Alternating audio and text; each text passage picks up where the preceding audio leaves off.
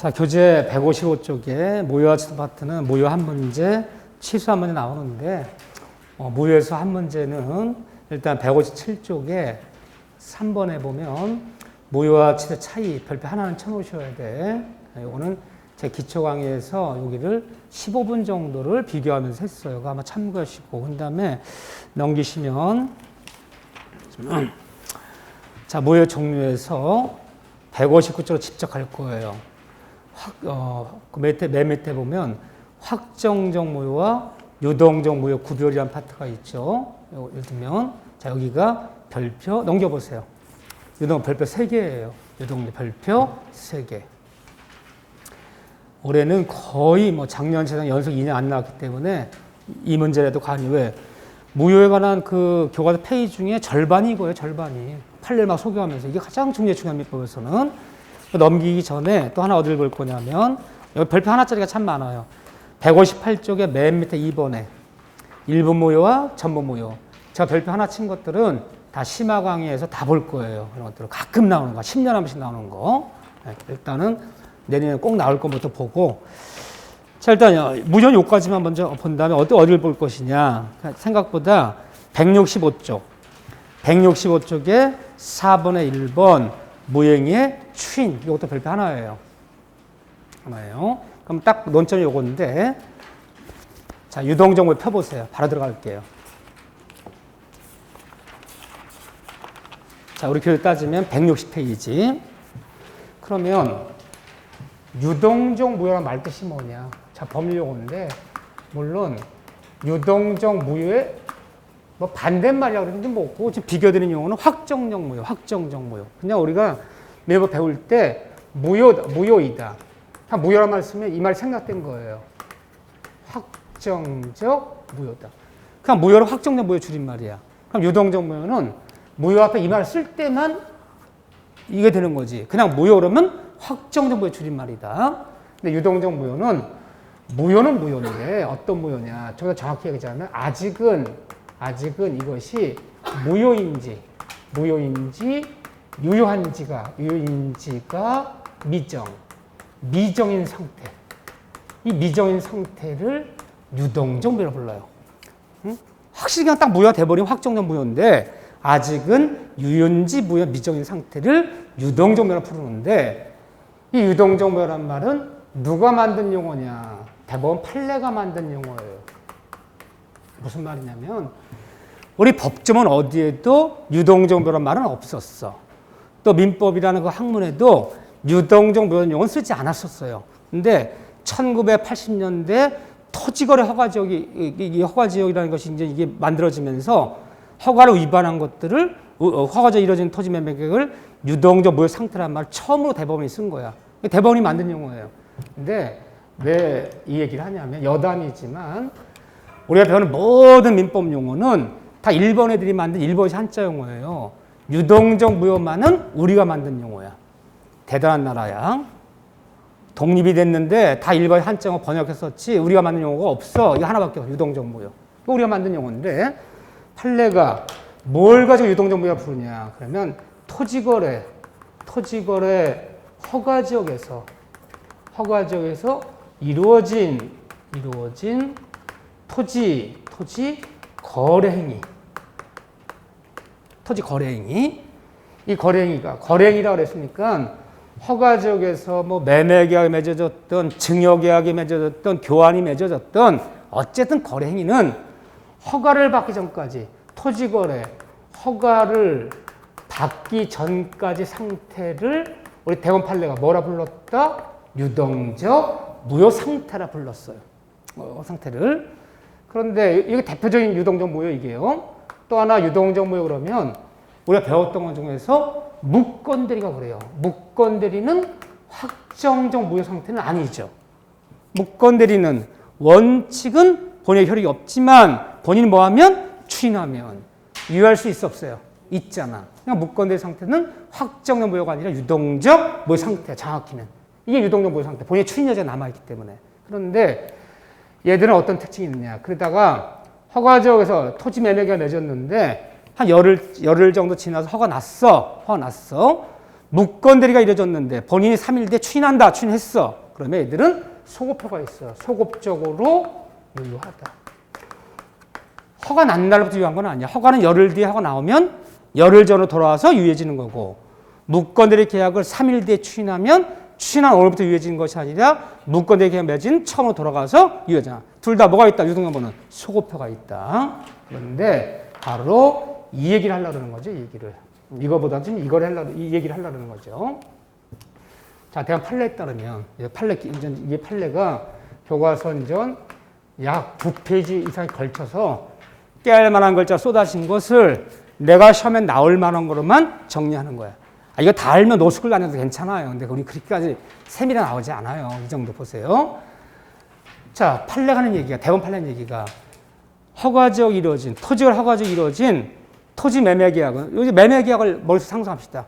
토지가 허가적인 토지를 매매했어요, 지금요. 그 토지 매매 계약은 허가를 받기 전까지를 유동정보로 부르는데, 유동정보 상태, 아직 허가 안 났다는 거예요. 유동정보 상태에서는 당사자끼리니까 뭘 상상하자. 토지 매도인, 매수인. 매도인, 매수인. 허가 나기 전까지는 허가적인 토지 매도인과 매수인, 그 당사자끼리는 허가받기 전까지는 채권적 효력도 인정하지 않고 허가적 이루어진 토지 거래 행위는 허가받기 전과 유동정보 상태는 물권적 효력도 발생치 인정하지 않는다. 허가적 이루어진 토지 매매 계약은 허가받기 전까지 채권적 효력도 물권적 효력도 인정하지 않는다. 민법 배울 때 앞으로 채권적이다 말이 떨어지면 둘끼리만 주장하는 거. 매도인과 매수 둘끼리만 주장하는 거. 물권적 효력이다라면 이 세상 모든 사람들 주장하는 거. 3자 같은 건 누가 다 주장하면 물권적. 우리 둘끼리만 주장하면 채권적. 매도인과 매수인 둘끼리도 주장할 것은 없고 제3자도 주장할 것도 없고 아무것도 없어요.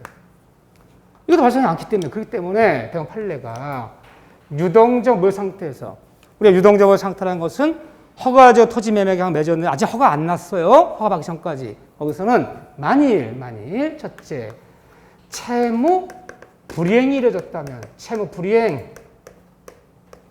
이 채무 불이행이란 말이 뭐냐면요. 계약 위반.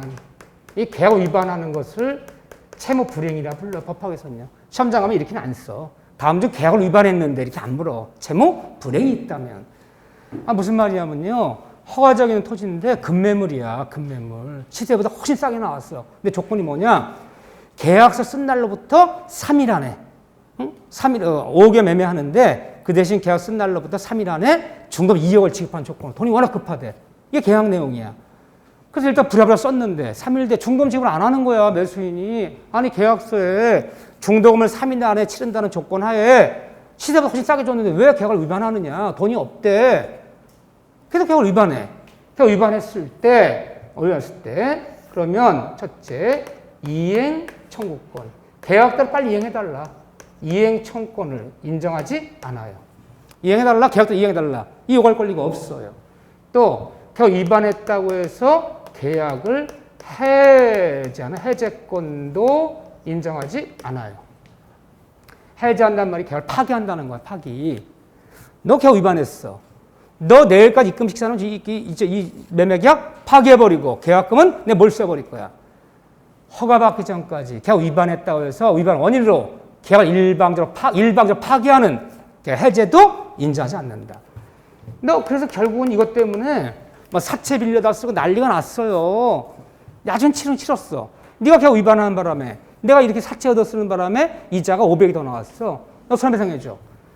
유동정보 상태에서 허가받기 전까지 계약 위반하는 바람에 매도인이 뭔가 손해 발생했더라도 매도인이 매수인에게 손해배상 청구라는 말이 있다는 거예요? 없다는 거예요? 없다는 거예요. 이게 채권 효력도 없다는 뜻이야. 그러면 계약서 쓴 것은 무슨 의미가 있는 거야? 그럼 계약서 써서 허가 지역에서 허가는 이제 신청 서류 갖춰서 허가 신청하면 뭐 열흘이건 일주일 뒤에 날 거야. 근데 일단 허가 지역에서 허가 나기 전에 계약서 쓴 것은 대법원 판례에 따르면 도덕적 의미밖에 없어. 도덕적 의미밖에. 뭐 계약 위반했다고 계약을 파기할 수가 있나? 계약 위반했다고 이행을 청구할 수 있나? 계약 위반했다고 손해배상 물을 수 있나? 도덕적 의미밖에 없는 거야, 그 계약서는. 일반 계약서가 아니야. 판례에 따르면요. 그렇지만 허가지역에서도 쌍방간에 허가 신청에 협력할 의무는 발생한다, 발생치 않는다, 발생한다. 이거는 또 발생하는 거야. 토지를 허가 신청은 나 혼자 단독 신청하는 것이 아니라 공동 신청해야 돼요. 매도인과 매수인이 같이 서류를 내줘야 돼. 혼자 가서 허가 못 받아요. 그러니까 허가지역에서 토지거래 계약 맺었는데 매도인이 협력해서 무슨 서류를 떼어줘야지 허가 신청했는단 말이야. 이 협력 의무는 발생, 공동 신청이기 때문에 혼자 신청 못 해요. 이건 발생하는데 만일 협력치 않는다면 허가지역에서 5억에 계약서 쓰고 계약금 치렀는데 매도인이 허가지역에 필요한 서류를 안 띄워주는 거야. 이걸 안 띄워주니까 허가 신청 자체를 못하고 있어요, 지금요. 그러면 협력치 않아서 허가 신청 협력 의무를 위반하고 있어. 허가 신청 자체를 못하고 있어, 지금 매도인이. 서류를 안 띄워주는 바람에. 그렇다면 허가 신청 협력 의무를 위반으로 해서 이것을 협력 의무를 소송 내서 판결로 강제, 이걸 소송으로 강제할 수 있다는 거예요? 없다는 거예요? 있다는 거예요. 그럼 소송 내는 거예요. 응? 계약서 사본 복사 떠서 판사님이 이렇게 계약을 맺었는데 매도인이 허가 신청 협력치 않아서 허가 신청 자체를 못하고 있습니다. 허가 신청 협력하라는 판결 구합니다. 판결 나왔어. 협력하라. 판결 나왔는데도 협력 안 하면요. 그 판결을 갖고 나 혼자 허가 신청할 수 있는 거야. 단독 신청으로 전화할 수 있는 거야. 판결 강제할 수 있다. 두 번째, 허가 신청에 정당이 없이 협력치 않아 허가 신청 자체를 못하고 있어. 이걸 원인을 하는 계약의 해제권은 인정한다, 인정치 않는다. 이건 인정치 않아요. 그러니까 이런 해제를 일단 배워요. 계약법에서. 법정 해제라 부르는데 이 법정 해제는 계약을 맺었는데 누가 뭘 잘못했어. 잘못했다고 해서 일방적으로 계약을 파기하는 거. 법정 해제란 말은 없어. 허가지역에서. 누가 뭘 잘못했다 일방적으로 계약을 파기하는 건 없어요. 다만 협력의무 위반을 원인으로 삼는 이거 협력치 않아요? 이거 위반을 원인으로 삼는 손해배상 청구는 된다, 안 된다. 이 특약은 유효하다. 이건 가능하다.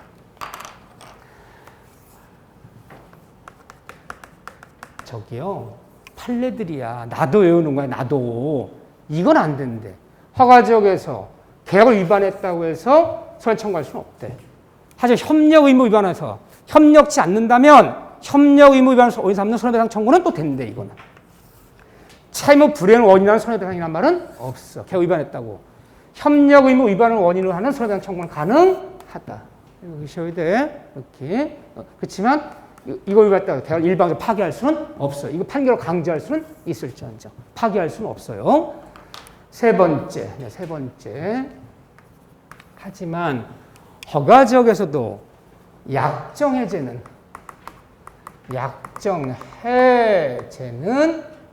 가능하다. 인정된다. 그러면 그냥 우리 해제를 했을 때는 아직 우리 여기를 안 배워서 그래요. 계약법을. 해제를 했을 때는 법정 해제 줄인 말이야. 법정 해제란 말이 뭐냐면요. 누가 계약을 맺었는데 잘못했다고 해서 법률 규정에 따라 일방적 계약을 파기하는 법정 해제란 말은 없어. 허가지역에서. 하지만 약정 해제란 말은 인정한다. 약정 해제가 뭔데 그러냐. 이제 교과서에 이제 쓸게요. 약정 해제란 말은 아주 쉽게 얘기해서 계약금, 매수인은 계약금을 포기하고, 계약금 포기하고, 매도인은 100을 산하면서 일방적으로 계약을 파기하는 거. 된다, 안 된다? 된다. 허가지역에서요, 5억에 매매 계약 맺고, 5천만 원 걸고 왔어. 지금 이틀밖에 안 지났는데, 아직 허가 신청 중이야. 허가 서류 작성 중이야. 근데 매수인이 만변했어요. 매도 전화요. 저기요, 매도인 씨.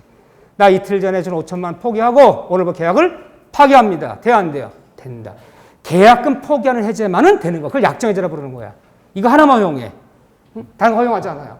받은 사람은 100을 선하고 매수인은 계약금을 포기하고 해지하는 약정 해지는 가능하다. 계약금 포기하는 해지를 뭐라 부른다? 우리는 약정. 이거는 인정하는데 이것도 허가지역에서 무한정 인정되는 것이 아니라 쌍방 모두 이행에 착수하기 전까지만 허용돼요. 하지만 어쨌든 허가지역에서도 계약금 포기하는 약정 해제는 이것은 인정, 허용된다. 허가지역에서도 언제까지만 되는 거야? 계약금 포기하고 계약 파기하는 거예요. 매도는 100을 사면서 파기하는 건 중도금 치르 전까지. 허가지역에서 이미 중도금이 넘어갔어. 중도금 넘어간 상태에서 잔금을 허가 난 다음에 치르기로 한 거야. 이미 중도가 넘어갔다면 계약은 포기한다고 매도인이 100 사는다 해지할 수 없어요. 쌍방 모두 이행에 착수하는 중도금 치르 전까지만. 그런데 아주 쉽게 얘기하면 중도금 치르 전까지만 이게 지급 전까지만 가능한 거야. 이것도 가능한데 자 여기 관련된 또 판례가 뭐라 나오느냐.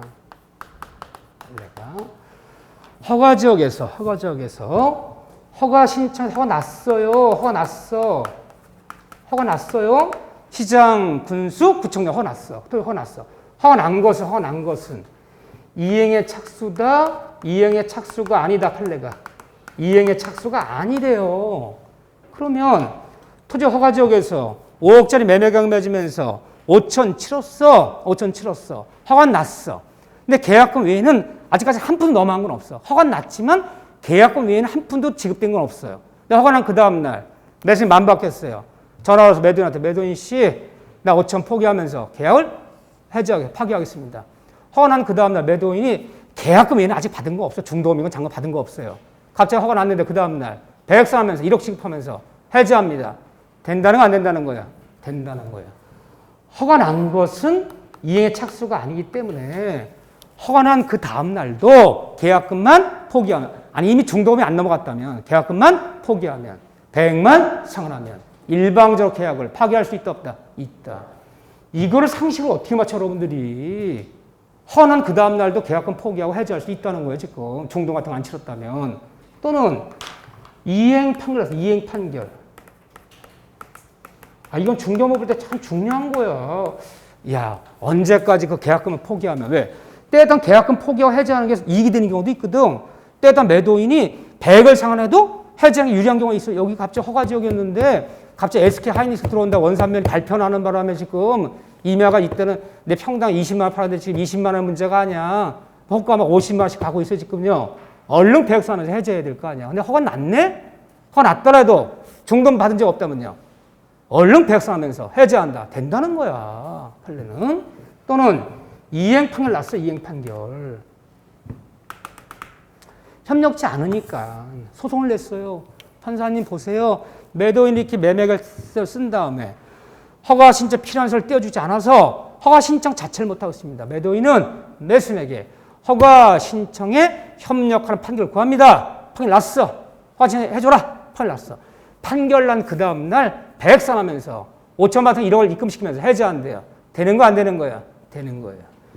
판결 난 것도 이행 착수가 아니야. 아니기 때문에 판결 났더라도 허가 났더라도 계약금 외에는 한 푼도 넘어간 게 없다면은 판결 난 그 다음날 100을 사면서 매수는 계약금 포기하면 해지할 수 있다. 중요한 얘기 안 중요한 얘기? 중요한 얘기죠. 이런 것이 우리가 중요한 거야. 중개업 볼 때. 이거는 시험 문제를 떠나서 알아야 되는 거예요. 네 번째 볼까? 네 번째. 읽어가기 좀 부담스럽네. 읽어갈게요. 제가 평소 때는 제가 키 작은 줄 잘 모르는데 칠판을 써보면 내가 키가 작구나라는 걸 알아요. 반은 못 써, 반은. 그런 생각이 드네. 자, 네 번째. 유동적 무효 상태에서. 유동적 무효 상태요. 써볼게요. 유동적 무효 상태. 그러니까 유동적 무효 상태라는 얘기가 뭐죠? 아직 허가 안 났어요. 유동적 무효 상태에서는 부당이득 반환 청구도 허용하지 않는다.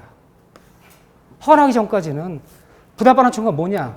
이미 지급한 계약금, 중도금, 이런 반환도 요구할 수 없다는 거예요. 이미 지금 계약금 중도금도 못 찾아가요. 유동담보 상태에서는. 그럼 언제 가서 이게 가능하냐? 언제 가서? 이것이 언젠가 드디어 확정적 무효됐을 때. 확정적 무효됐을 때 비로소 잘 보셔서 유동적 무효, 확정적 무효. 이때 가서 비로소 이미 치렀던 계약금 중도금 반환도 요구할 수 있는 부당이득 반환 청구도 이때 가서 비로소 가능해요. 유동적 상태에서는 계약금 중도금 반환도 요구할 수 없어요. 판례에 따르면. 그런데 뭐가 확정적 무효냐? 이거 기억하셔야 돼. 특히나 다음 같은 건 유동적 무효가 아니라 확정적 무효가 된다. 판례가 4가지 얘기하는데 처음부터 이게 참 많아요. 사생할 때. 처음부터 허가를 회피하거나 잠탈할 목적으로 이루어진 토지 거래 행위는 유동적 무효가 아니라 처음부터 확정적 무효가 돼버려요. 사례 문제 나오면 뭐가 나오냐 보세요. 시골에 있는 허가 지역에 있는 땅이야. 허가 지역에 있는 땅인데 또 농지네. 이게 뭐 개발기에 발표하면 뭐 예를 들면 SK 하이닉스가 들어온다면 원산면 그쳐 있는 뭐 안성이 뭐 고삼이라든가 이런데 허가 지역으로 지정된다고 이제 그 옆에 물론 저 SK 하이닉스 들어온다고 얘기한 그 뭐 용인 원산면도 허가 지역으로 지정되겠지만 허가 지역으로 지정돼 버리면 이제 허가 요건이 까다롭다고. 그러니까 매수를 하면서 어차피 매수는 내 이름을 신청 허가 안 나니까 동네 사람 농사 짓는 동네 사람 이름을 빌려서 그 이름으로 허가를 받기로 한 거야. 처음부터. 이게 처음부터 허가를 회피하거나 또는 잠탈 목적으로 이루어진 토지 거래 행위야. 이것은 유동적 무효가 아니라 처음부터 확정적 무효예요. 유동적 무효가 처음부터 확정적 무효야 이건요. 강요복 위반이기 때문에. 두 번째, 허가를 신청했는데 불허가 처분돼서 불허가요. 허가 안 났어요? 불허 처분이 떨어지면 뭐가 되는 거냐? 등기될 일이 없잖아. 이 허가 지역에서는요. 허가증이 첨부가 안 되면 등기를 안 받아줘. 등기소에서 등기를 못 내. 이 허가증이 첨부돼야지 소유권 이전등을 받아준단 말이야. 근데 불허가 처분이 떨어지면 허가증 첨부할 일이 없잖아. 등기될 일이 없잖아. 그럼 뭐가 되는 거야 이제? 확정적 무효가 되는 거지. 허가 신청했는데. 그런데 여기서 조금 좀 더 세밀하게 들어가면 이거 한 번에 끝내자고요. 어려운 거 없어요. 그냥 불허가 처분 그러면 확정적 무효야. 유동적 무효가 아니라 확정적 무효야. 근데 이렇게 나오면 확정 무효가 맞는데 굳이 문장이 허가 신청서에 첨부 서류가 미비됐고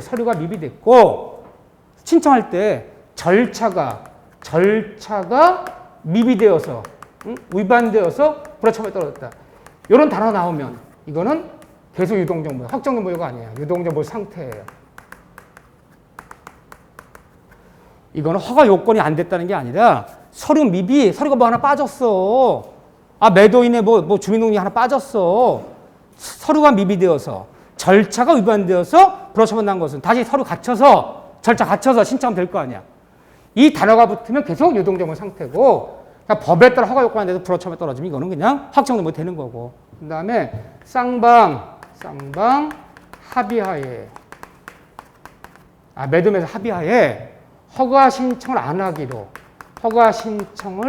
안 하기로 합의가 이루어져 버리면 허가 나올 일이 있어 없어요? 허가증 첨부할 일이 있어 없어요? 없잖아. 그럼 확정무효가 됐기 때문에 치렀던 계약금 중도금 반환받고 돌려주고 이제 그런 일을 하는 거야. 이게 안 하기로 합의가 이루어져 버리면 허가 받을 일 없잖아요. 허가 받을 일 없으면 등기될 일 없잖아. 허가증 첨부하면 등기를 안 받아주니까. 여기까지는 좋은데 요거 네 번째요. 이거는 오지선다다 보니까 하나 만든 건데 아직은 못 알아들어요. 이게 토지거래 허가 지역에서 토지 거래 행위라니까 토지 매매를 할게요. 토지 매매 계약을 어떻게 맺었느냐. 요거를 정지조건부로 토지 매매 계약을 체결했어. 아직 조건 안 배웠어요. 허가 지역에 있는 토지를 정지조건부로 토지 매매 계약을 체결했는데 이 정지 조건이 불성취하는 것, 불능하는 것으로 불가능한 것으로 판명 나버리면 이 다음 배워요. 불능 조건이 정제 붙어버리면 불정무. 이때 토지 매매 경우 언제나 무효가 돼요. 아직 안 배운 부분이야. 이때는 확정적으로, 이때는 무효이다. 확정적으로 무효가 돼요. 어떤 네 문장이야. 허가지역에서 정지조건부 토지 매매가 체결됐는데 그 조건이 불가능한 것으로 판명나면 불정무. 아직 안 배웠으니까 스트레스 받지 마요. 뒤에 배워요. 조건. 내가 확정된 뭐야. 이때 가서 계약금 충돈 반환도 요구할 수 있다. 그 다음에 여섯 번째, 이걸 외우는 거예요. 논리가 아니라 수많은 판례들이 허가지역에다 분쟁이 벌어져서 판결이 나왔는데 판결문들을 쫙 정리했더니 이런 결론이 나오더라. 그거 지금 논리 문제가 아니에요. 여섯 번째, 뭘 얘기하느냐. 토지거래 허가지역에서 이루어진 미등기 전매는 기왕에 등기 났더라도 이것은 언제나 무효이다. 유의할 수가 없어요. 토지 허가지역이 아닌 일반적 이루어진 미등기 전매는 기왕에 등기 나면 적발되면 처벌은 받을 지 등기 유효해요. 자 보세요. 허가지역 아니에요. 일반 지역에 땅이 있는데 허가지역 아닌 지역이에요. 등기법에서. 이 갑의 땅인데 매매했어. 그럼 우리 매수인 등기 안 내고 가만히 서류 갖고 있다가 병하다 미등기 전매했어. 그래서 등기는 갑에서 병으로 직접 등기를 내버렸어. 미등기 전매한 거죠? 그러니까 얘가 미등기 전매한 거잖아요. 그러니까 얘는 이 과정에서 취득세, 양도세 등기 다 떼어온 거죠? 이 적발됐어요. 미등기 전매 걸렸어요. 걸리면 얘 처벌 받아 안 받아요? 받아요. 중과세 얻어맞고 가산금 얻어맞고 상태가 산이 중대하면 형사처벌 받을지언정 이 등기는 유효다 무효다? 유효해요. 얘는 소유권 취득해요. 병은 유효해요. 등기 원인을 허위자한 것도 미등기 전매한 것도 기왕에 등기 났다면 적발되면 부동산 특별조사 처벌은 받을지어다 등기 유효하다. 유효해요. 이거 일반지역이라면 이거 허가지역이야. 허가지역 생기면 무조건 무효예요. 이거 허가지역 한번 해봅시다. 토지 허가지역이야. 일반적 허가지역이 달라. 이게 일반지역이라면 등기는 유효, 처벌은 받을지언정은 단속규정이거든. 이게 효력규정이에요. 보세요. 허가 어떻게 받는다 보세요. 시장 군수구청장한테 허가를 이렇게 신청했어. 이렇게 얘 건너뛰었어. 허가를 신청해서 허가 났어. 허가 났어요. 허가증 첨부해서 이렇게 허가 신청한 거예요. 이렇게 얘 건너뛰고 허가 나서 허가증 첨부가 안 되면 등기를 안 받아주거든. 등기에서 허가증 첨부해서 이렇게 허가를 받은 거예요. 이렇게. 그래서 병합 등기 났어. 적발됐네. 국세청한테 이 등기 유효다 무효다? 무효이다. 따라서 이 소유권 취득이 안 돼요. 처벌이 문제가 아니라 무효예요. 무효. 허가증 첨부해도 무효야. 허가 몇 번 받아라? 2번 받아. 이렇게 한 번 받고 이렇게 한 번 받아야지. 허가 이렇게 받았다 될 일이 아니야 지금. 왜? 토지를 허가하는 조항은 효력규정이야. 저 안 만났지만 제가 효력규정, 단속규정에서 효력규정 외워야 된다. 중개사 알아야 된다. 적발되면 처벌이 문제가 아니라 무조건 무효가 된다. 단속규정은 적발되면 처벌은 받을지 중과세 얻어 맞을지언정 그 매매는 등기 유효하다. 허가제 이뤄진 미등 전매는 허가증 첨부하더라도 허가증 2장이 첨부되지 않았다면 다 무효가 돼버려요. 세권 취득할 수 없다. 언제나 무효이다. 기억하셔야 돼. 나머지는 아직 우리가 배우진 않았어요. 한두 가지 더 이 다음 더 추가할 거예요, 여기에. 근데 하나만 더 볼게요.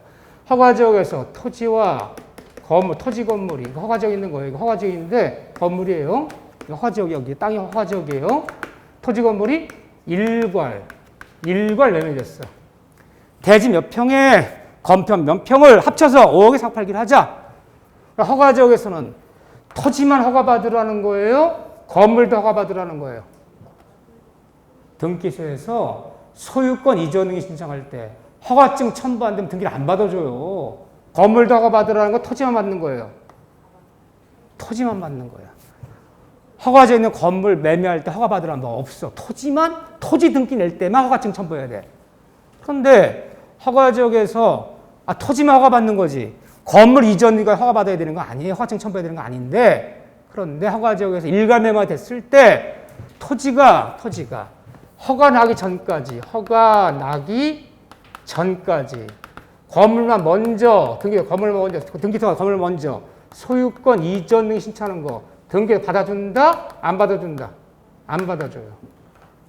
이걸 받아줘 버리면 얘는 허가 받는 거 아니에요. 이걸 받아줘 버리면 이 매수인들이 건물만 등기된 다음에 허가 안 받고 그냥 쓴다고 이걸 탈법한 일을 조정할 수 있어. 그래서 건물은 허가 받는 거 아니지만 허가지역 토지 건물 일괄 매매되었을 때 토지 허가 나기 전까지는 건물 이전 등기도 안 받아줘요. 등기소에서. 원래 건물 허가 받는 거 아닌데도 불구하고. 그럼 건물 먼저 받아줄 수 없다. 그럼 이것만 등기 낸 다음에 이거 허가 안 받고 이 건물 이거 쓴다고 계속. 그래서 인정할 수 없다. 자, 말을 정리하자면 허가지역에서 토지 건물 일괄 매매되었을 때 토지 허가 나기 전까지는 건물만 먼저 소 이전 등기도 받아줄 수 없다. 이거 말고도 이제 뭐 허가 신청을 대의 신청할 수 있겠는가라든가 허가 신청하는 것을 압류, 가압류, 가처분 잡을 수 있겠는가. 유동점유 상태에도 비진이 통정, 착오, 사양막이 있다면 유동점유 상태에서 무효 취소를 추진할 수 있겠는가. 이런 것들은 좀 더 배운 다음에 가야 돼. 일단 여기까지만 해도 기출문제는 거의 다 맞춰요. 기출문제 10문제 중에 8문제, 9문제는 아무 문제가 없어. 기출문제 전부를 맞춘다. 난 전부를 맞춘다. 이랬더니 나오는 기출문제 전부를 맞춘다는 100점이지, 그거는. 여러분들은 어느 파트건 기출문제 10문제가 있던 10문제 중에서 기본할 때 한 8문제 맞출 수 있다면 된 거야. 거기서 어렵게 난이도 쳐자면 누구도 틀리는 거야. 요 정도. 자, 오늘 여기까지 하고요.